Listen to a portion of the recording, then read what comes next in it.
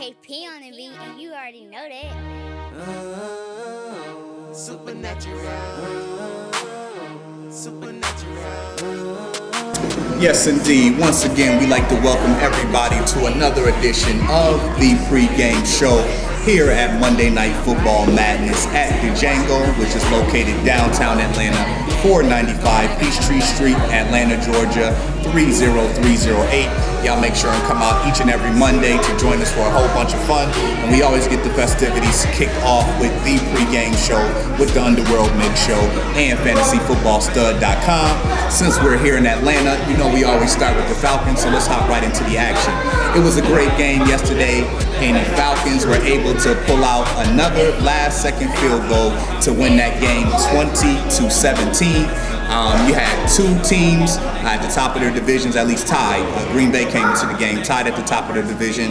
The Falcons were the overall leader in the NFC with the 8-2 record coming into yesterday. It was a great game. Really, the biggest plays that decided that game were a couple. Aaron Rodgers fumbled. Actually, let me explain that sequence. Actually, Green Bay got the ball all the way down to about the 3-yard line, and on the first play, Green Bay went play action. Aaron Rodgers was throwing to his tight end, who had a defensive lineman clearly beat.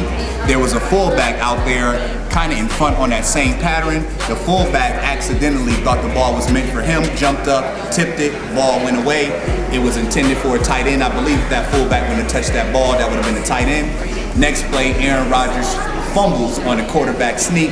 The Falcons were covering the goal line. As the Falcons are driving down before halftime, the Falcons go for it on fourth down.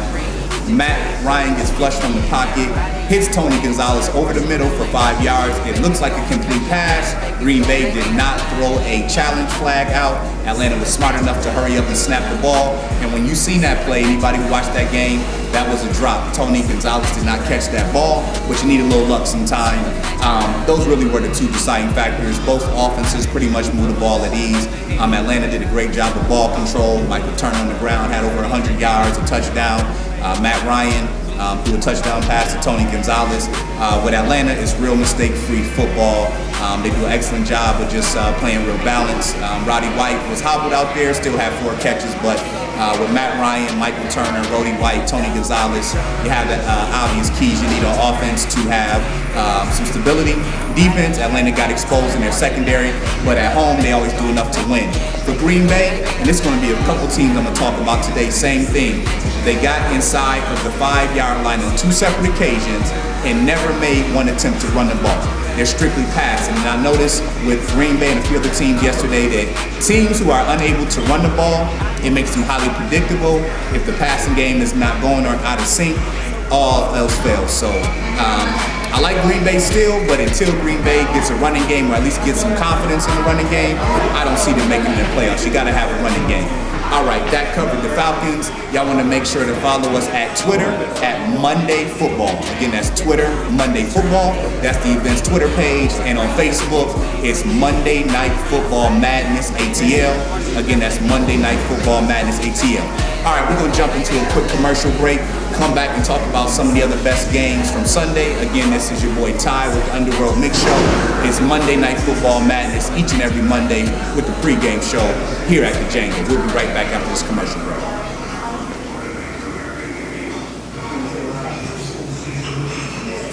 You jump right back into it. All right, thank you, ladies and gentlemen. Welcome back to Monday Night Football Madness at the Djangos. Again, that's located 495 Peachtree Street, Atlanta, Georgia, 30308. Doors open at 7. We start the pregame show where we talk about the Atlanta Falcons, Sunday's best games, fantasy football, and get you geared up and ready for the big game every Monday. So let's go ahead and hop. This was a week where the majority of the games were excellent games down to the wire. So let's go ahead and jump into the action. We're going to leapfrog back to Thursday. One of the better games of the week was the New Orleans Saints at the Dallas Cowboys. That was an excellent game. That was a game actually the Cowboys played well enough to win. Unfortunately, Roy Williams, as he was getting tackled at about the 10-yard line with Dallas up, they could have ran timeout or tackled another 3 points. Malcolm Jenkins, the third-year safety out of Ohio State, came up with a timely strip, and with Drew Brees at the helm and Dallas's suspect secondary, Drew Brees Swiss cheese his way down the field, end up hitting Lansmore on about an 8-yard touchdown to go ahead and win. The Saints looking real good right now. It's just been that type of year for the Cowboys. They are playing with a lot more enthusiasm under Jason Garrett, but with Drew Brees at quarterback, you slip up and make a mistake like that, you pretty much know what's going to happen. That win pushed the Saints to 8-3, dropped the Cowboys down further in the NFC East with a 3-8 record. All right, another good game from yesterday. It was the New York Giants over the Jacksonville Jaguars, 24-20. Jacksonville came out in this game, controlled it on the ground. The Giants had a real difficult time getting anything going, but as you know, if you get up real big, especially on the road, it's tough to hang on down the stretch. Eli Manning was able to hook up with Mario Manningham for a touchdown, and he hit Kevin Boss off with the go-ahead touchdown. The Giants D clamped down at the end of that game to hold them off. The Giants now move to 7-4. The Jaguars dropped to 6-5. Next game on the menu, two teams who won't be making the playoff this year. It was a great game and a blown opportunity. Cleveland Browns edged out the Carolina Panthers 24-23. Peyton Hillis was a beast again with over 100 yards on the ground, 3 TDs. We'll talk about him a little bit more in fantasy later. It came down to the wire though. Actually, one of the most clutch kickers in NFL history, John Casey, seems like he's been with Carolina forever. Missed a 45-yard field goal with time expiring to win that game. You got to feel bad for Coach John Fox and Jimmy Clausen, looking to try to get some type of momentum going into the end of this year, but it did not happen. Just been that type of year for the Carolina Panthers. One more game for you that was excellent yesterday. That was the Pittsburgh Steelers versus the Buffalo Bills. Real grinded out game. We pretty much knew in Buffalo with the weather conditions, two teams who have pretty good defenses. It's going to be that type of game. Pittsburgh was up 13-0. Another case example of trying to hold the team off at home. The Bills actually had plenty of chances to win this game, just like Carolina and Dallas. Just been that type of year. While the Bills were down 16-13 on the 10-yard line, Steve Johnson, who unfortunately had the drops since yesterday, he dropped the pass on about the 5-yard line. Troy Polamalu picked off. Bills got the ball back again, kicked the field goal to go to overtime, and on the first play in overtime, Steve Johnson dropped a 50-yard bomb that would have won the game for the Bills. Pittsburgh, with Ben Roethlisberger being the savvy vet that he is, was able to get the ball back, go downfield, kick a game-winning field goal. So the Steelers improved to 8-3. The Bills, unfortunately, still only have one victory this season. That was a real difficult loss for them. All right, we got some more games on the slate, but before we get to that, we're going to go pay these bills, run into another commercial break. Again, it's your boy Ty, Monday Night Football Madness, the pregame show. We'll be right back after this break.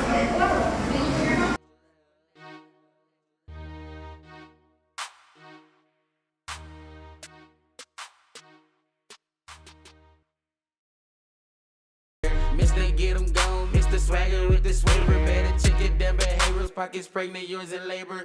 Big money, fast money. And once again, welcome back from commercial break. Thanks for joining us. You already know it's each and every Monday Night Football Madness to go down at the Djangos, which is located 495 Peachtree Street, Atlanta, Georgia 30308. Come down, doors open at 7.